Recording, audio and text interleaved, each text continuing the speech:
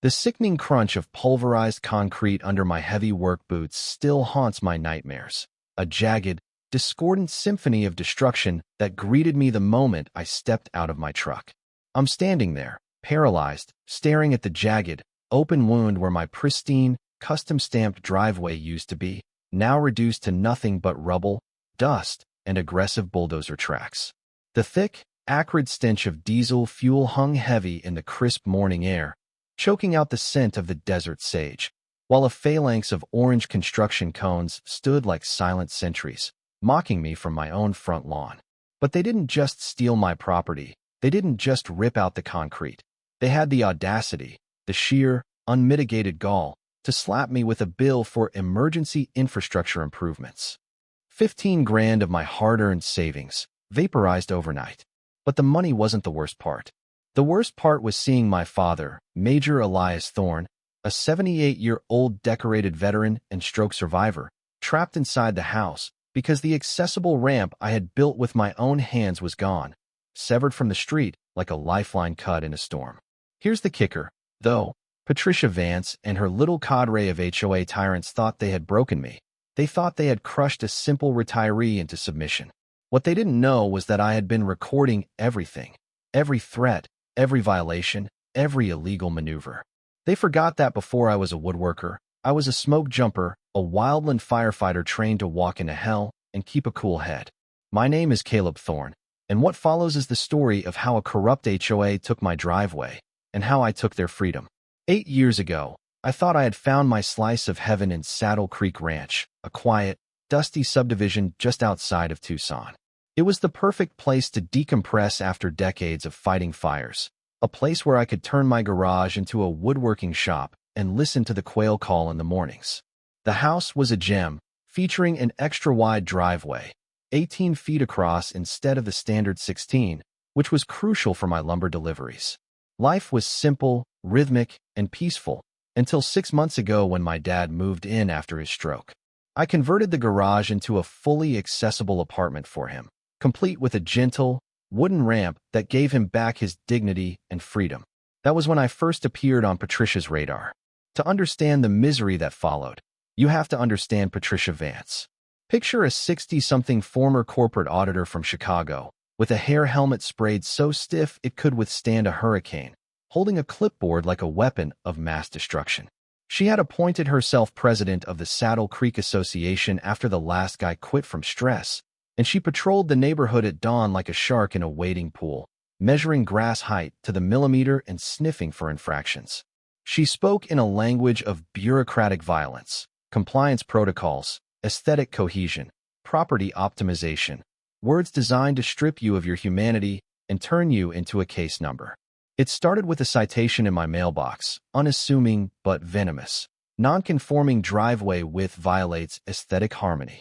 She claimed my 18-foot driveway, which had been poured 3 years before the HOA even existed, was an abomination. I fought back, obviously, submitting a surveyor's report proving it was grandfathered in. Patricia dismissed it with a wave of her hand, claiming that grandfathering does not apply to eyesores. Then came the escalation. Fines for trash cans that were behind fences, fines for a bird feeder that was apparently loitering, fines for my workshop making noise at 2 p.m. on a Tuesday. It was death by 1,000 paper cuts, fines stacking up like dirty dishes, 50, 75, $100. Then came the weekend that changed my life. I took Dad up to Mount Lemon for a few days of fresh air, his first trip out since the stroke. We came back Sunday evening, the sun setting in a blaze of orange and purple, and I nearly drove into a ditch because my driveway was simply gone. Not damaged, not cracked, erased. In its place sat a massive yellow bulldozer, leaking hydraulic fluid into my prize-winning agave plants. And there she was, Patricia Vance, wearing a yellow hard hat that looked ridiculous on her, clutching her clipboard with a smile that was pure, distilled malice. Emergency fire access protocols, she chirped, not even pretending to be sorry. Your driveway was impeding the turning radius of potential emergency vehicles. We invoked the imminent threat clause. I stood there, listening to the idle of the diesel engine, but my eyes were locked on my dad in the passenger seat. He was staring at the gap where his ramp used to be, his face crumbling in silent humiliation. That was the moment. That was the spark. This wasn't about fire safety. This was about control. This was about a petty tyrant getting off on the suffering of others. But Patricia didn't know that you don't start a fire you can't put out. I marched to her house, rage boiling in my gut like molten lead. Through her window, I saw her holding court with the board, the council of elders. I called them. Arthur, Beatrice, and Carl, three spineless retirees who nodded at her every word like bobbleheads. I rang the bell, and the smell of cheap vanilla air freshener hit me when she opened the door. "Caleb," she exclaimed, feigning shock. "We were just discussing your file." I pushed past her. "You mean the felony destruction of my property?" She handed me a folder thick enough to stop a bullet. "Ordinance 47B, passed under emergency powers 3 days ago. Your driveway was a clear and present danger." Then she dropped the bomb. A bill for $19,200. $4,000 for the demolition, $15,000 for the road widening. She threatened a lien on my house if I didn't pay in 30 days. But as I flipped through the paperwork, my training kicked in. Firefighters live and die by protocols. "Show me the minutes," I demanded. "Show me the voting record." Arthur shifted in his seat. We did an email vote. It was an emergency. Arizona law requires a 30-day notice for assessments over $1,000. I snapped. "You can't email your way around the law." Patricia just smirked. "Emergency powers supersede standard statutes, Caleb. We are protecting the community." She then pulled out a manila envelope, surveillance photos. My workshop, my dad's ramp, my guest cars. She had been stalking me. "We wouldn't want your father's living situation to trigger a zoning audit, would we?" she whispered, a threat wrapped in a smile. That's when I saw it. The invoice from the contractor, Viper Paving and Contracting. The name scratched at the back of my brain. But the date, the work order was dated a full week before the so-called emergency meeting. This wasn't a reaction to a threat. It was a premeditated hit. I walked out of there, and the neighborhood felt different. People peeked through blinds.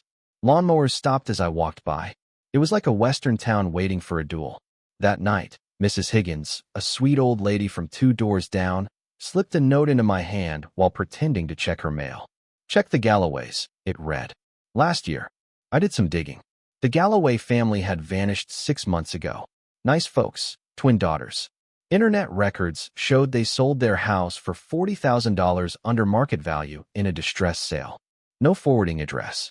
I called the number I found in an old directory. Mrs. Galloway picked up, and her voice trembled when I said Saddle Creek. "We can't talk," she whispered. "The settlement, she destroyed our pool, Caleb. $8,000 in fines. Document everything. Trust no one." The pattern was emerging. Identify a vulnerable target, manufacture fines, escalate until they break or flee. But I needed the link. I drove to the county clerk's office the next morning, bypassing the online portals to see the physical ink. I pulled the business registration for Viper Paving and Contracting. The owner? Richard Vance, Patricia's husband. The realization hit me like a physical blow. They were funneling HOA funds, our money, into their own pockets through no-bid emergency contracts. Over $200,000 in 18 months. This wasn't just a bad neighbor. This was a criminal enterprise operating out of a living room. And I had just become their public enemy #1. When I returned home from the courthouse, my mailbox was stuffed so full it wouldn't close. 12 new violation notices, looking like confetti from hell. Doormat extends 1 inch too far? $150. Mailbox flag faded? $150. Excessive sawdust odor? $200. She was trying to bury me in paper, trying to bleed my bank account dry before I could mount a defense. But Patricia made a critical tactical error. She was putting her harassment in writing, signing her name to a paper trail of abuse that any prosecutor would drool over. Things turned dark 3 days later. I came home to find my workshop violated. The lock was picked, tools scattered, sawdust kicked into the air. Nothing was stolen, but my current project, a rocking horse for the children's wing at St. Jude's, was smashed, deep gouges running across the wood. The timestamp on my cheap motion camera showed 2 figures in hoodies at 3 a.m., but the footage was grainy. The next morning, Patricia filed a noise complaint for late-night disturbances in my shop. She knew. She had someone inside watching my every move. I went into lockdown mode. I installed 4K cameras with cloud backup and sensitive microphones. I started recording every conversation, taking advantage of Arizona's one-party consent laws. If Patricia wanted a war, she was going to get a digitally archived one. I needed allies. I met my buddy Harrison, a real estate attorney with a shark's grin, at a dive bar called the Rusty Spur. When I showed him the HOA charter, he went pale. The emergency powers clause? He whispered, tapping the paper. Caleb, this is fiction. The original deed requires 75% homeowner approval for any structural modification to common areas or private property easements. She's operating with the legal authority of a mall cop. Armed with this, I went on the offensive. I filed a complaint with the Department of Real Estate and demanded the HOA financial records. Patricia's response was nuclear. She called an emergency meeting and declared my dad's apartment an illegal dwelling, threatening to call code enforcement to evict him unless I paid $5,000 in back fines. I looked at my dad, Major Thorne, navigating his wheelchair around the house, a man who had survived the jungles of Vietnam, now terrorized by a woman in capri pants. That was it. You don't threaten the vulnerable. You don't threaten my family. I gathered the resistance of Ring Road. Mrs. Higgins turned her bridge club into an intelligence agency that would put the CIA to shame. Dr. Aris, a retired economics professor, analyzed the statutes. Jim, the local electrician, handled our tech. We discovered that Viper Paving was billing for phantom work, materials never delivered, repairs on roads that didn't exist. Then, the betrayal. My cameras caught Linda Kim, a board member I thought was neutral, peering into my windows and texting. Linda's husband's landscaping company had just received a $30,000 contract from the HOA. She was the mole. She was feeding Patricia my schedule. But the biggest break came from my friend Miles, a forensic accountant who took a look at the books off the record. Caleb, he said over the phone, his voice shaking. It's a Ponzi scheme. They're using new assessments to pay off credit card debt. Richard and Patricia are facing foreclosure. They're 3 months behind on their own mortgage. They aren't doing this for power. They're doing it to survive bankruptcy. They were desperate. And desperate animals are dangerous. We launched a sting operation. I publicly announced I would comply with a minor violation, repainting my mailbox, while secretly recording. Within hours of my compliance, Patricia issued a new fine for the color of the paint I used, claiming it was too aggressive. It proved the fines weren't about rules, they were about punishment. Then, the final piece of the puzzle fell into our laps. A paralegal at Harrison's firm found a restrictive covenant in the original developer's deed. It stated that any alteration to infrastructure required unanimous consent. Not majority. Unanimous.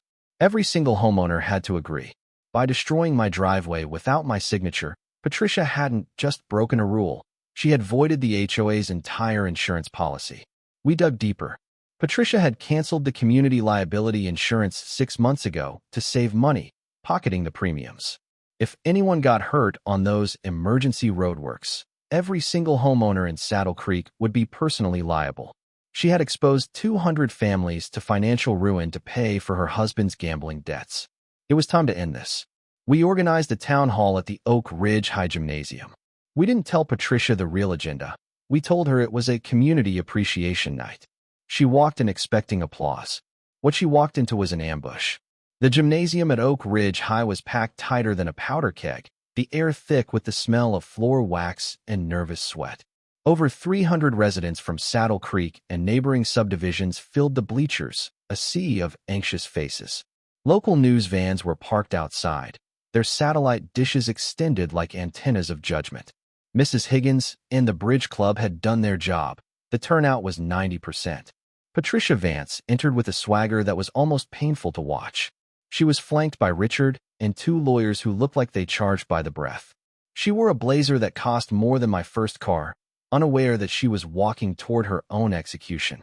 I stood at the front, flanked by my dad in his dress uniform, Harrison, and boxes of evidence stacked like sandbags against a flood. The county commissioner, Sarah Walsh, took the podium. We had briefed her fast. Patricia, she started, her voice echoing off the rafters. We are here to discuss the charges. Patricia faltered, her smile twitching. Charges? We are here to celebrate community standards. I stepped up to the mic. No, Patricia. We're here to talk about the $280,000 missing from the reserve fund. The room went dead silent. You could hear a pin drop. I projected the financial documents onto the massive screen behind me. The invoices from Viper Paving, the duplicate payments, the transfers to Patricia's personal account. This is a witch hunt. Patricia shrieked, her voice cracking. These people are ungrateful. I am trying to save this neighborhood from trash like him. She pointed a trembling finger at me. Is that right? I asked calmly. Because I have a recording from last Tuesday. I pressed play. The audio boomed through the gym speakers, crystal clear. It was Patricia talking to Richard. Price the asphalt double. These idiots won't check. And if Caleb keeps pushing, we'll call code enforcement on the wetback family on lot 42. Clean out the undesirables, and property values go up. The gas from the crowd sucked the oxygen out of the room. The racial slur hung in the air like toxic smoke. Dr. Aris stood up, trembling with rage. Mrs. Higgins looked ready to charge the stage. Patricia's face drained of color, turning a sickly shade of gray. She realized, in that moment, that the mask had slipped, and the monster underneath was visible to the world live on local cable news. That is out of context, she screamed, but nobody was listening. Then came the knock. The heavy, authoritative knock on the double doors of the gym. 6 federal agents in windbreakers marked FBI and IRS marched in, followed by local deputies. Harrison had forwarded the mail fraud evidence, the fake invoices sent via USPS, to the feds. Patricia Vance, Richard Vance, the lead agent announced, his voice cutting through the chaos. You are under arrest for wire fraud, embezzlement, racketeering, and tax evasion. Watching the handcuffs click around Patricia's wrists was the most satisfying sound I have ever heard, better than the crackle of a campfire, better than a perfectly struck baseball. She was let out in a perp walk broadcast to the nation, weeping, her expensive blazer bunched up, her power stripped away until she was just a small, terrified crook. Richard was sobbing, blaming her before they even got to the squad car. The aftermath was swift and brutal for them, but healing for us. Patricia got 5 years in federal prison. Richard got 3. Viper Paving was liquidated. The court seized their assets to pay restitution. My driveway. It was rebuilt at the HOA's expense, wider and better than before, with a drainage system that was a work of art. My dad's ramp was restored, solid oak, built to last. But the real change was in Saddle Creek. We dissolved the old board and elected a new one with strict term limits and total transparency. Mrs. Higgins is the treasurer now, and let me tell you, she counts every penny. We turned Patricia's foreclosed house, which the bank sold at auction, into a community center. I run woodworking classes there for veterans and at-risk kids. My dad teaches accessibility advocacy. The place that was once the headquarters of our misery is now filled with the smell of sawdust and the sound of laughter. We won. We didn't just survive, we thrived. But as I sit here on my porch, drinking coffee and watching the sun dip below the horizon, I look at the new pavement and I wonder. We got justice, sure. But Patricia operated for years because people were too afraid to speak up or too apathetic to care. She thrived on our silence. It makes you ask, how much tyranny do we accept in the name of property values? At what point does a community become a cage? And is it really justice if it takes a retired smoke jumper, a lawyer, and a federal investigation just to stop one woman from stealing a driveway? Tell me what you think. Was this justice served or a warning sign of a broken system? Let me know in the comments. I'm Caleb Thorne, and I'll see you in the next one.